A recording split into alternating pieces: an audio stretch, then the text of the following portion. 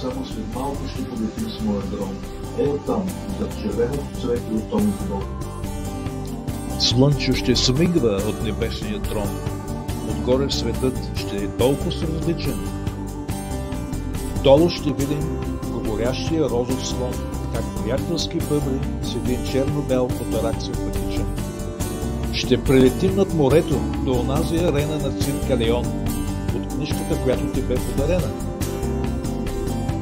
И ще видим знаменитото шоу на трите мечока с техния чуден, световно известен балет върху лед.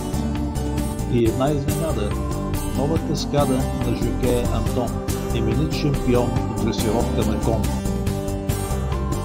Знам, че ми вярваш, всички го знаем. Трябва силно да вярваме и да мечтаем.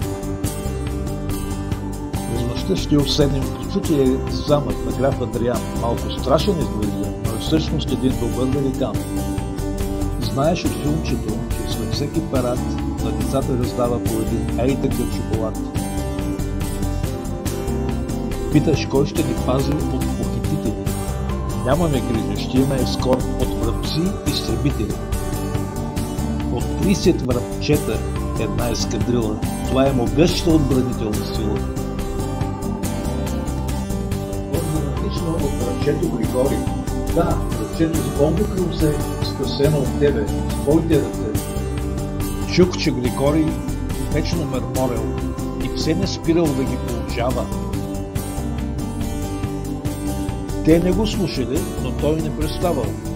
Щом си получил, трябва да даваш.